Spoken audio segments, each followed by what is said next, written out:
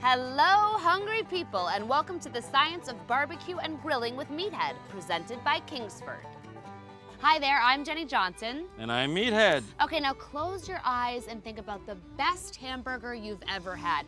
It was probably at a restaurant, but no more, because we're gonna show you a technique to do it at home. All the information is online at amazingribs.com/videos. All right, so Meathead, what's the goal for the perfect burger? A nice, dark, crispy crust, medium rare, juicy center. Okay, so but when you think of medium rare with the burger, people think that's pretty unsafe. Yeah, and normally it is, but I'm gonna show you a trick that will allow you to make medium rare burgers that are perfectly safe. So here we have a chuck steak, and we're gonna grind it ourselves.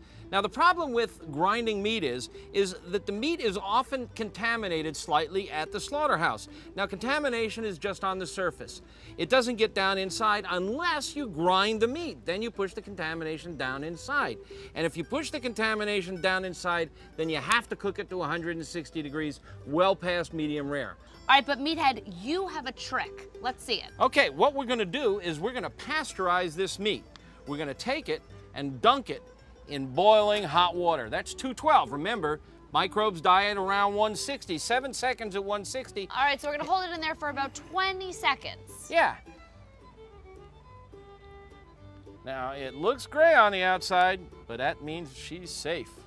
We're gonna pat it dry, cut it, and put it in the food processor. All right, the chuck goes into the food processor. Now, what else are we gonna add? Okay, well, this chuck wasn't very fatty. Usually you can get a chuck that's around 20% fat, and we like 20 to 30% fat. So we're gonna add some fat. Here's some beef fat, and here's some bacon fat. And bacon fat is really good. I mean, what doesn't taste good without bacon? That's right. So we're gonna add a little bacon in here, and now we're gonna take it for a spin.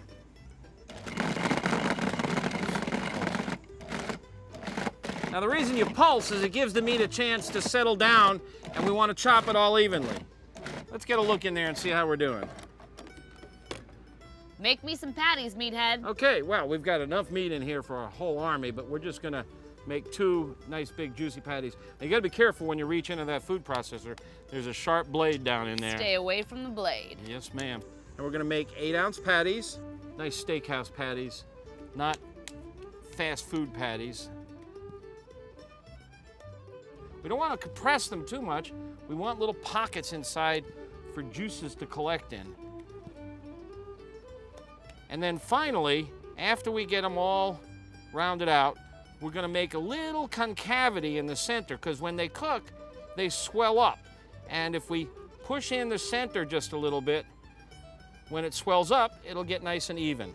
And now we're ready to cook? We're ready to cook. So here I'm gonna dump in some of the regular blue bag Kingsford charcoal. And then I'm gonna take some crumpled up newspapers, put it under the chimney, light them,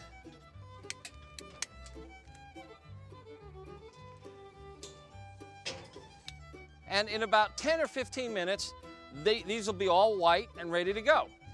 All right, so for a video about different types of charcoal, the best ways to start your fire, and how to use wood for flavor, just go to amazingribs.com/videos.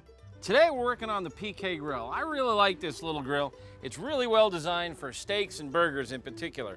Now we've got a 2-zone setup, but we've modified it slightly. We've put some coals over here on the indirect side. Usually we have no coals here, but we want to toast our buns. Normally this is convection air only and radiant heat over here.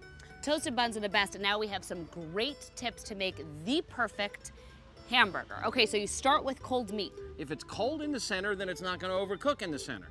Don't press down.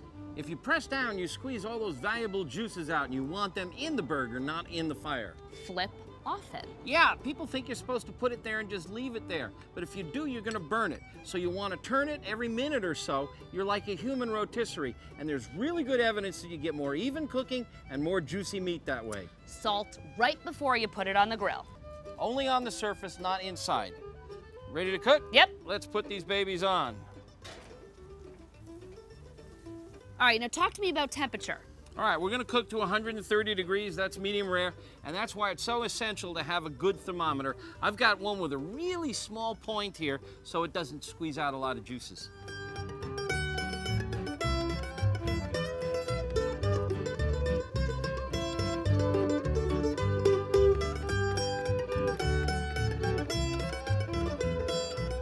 So you can see they're getting really close to done on the outside. Let's take a temperature check. We want it to be at 136. 130 to 135. Done.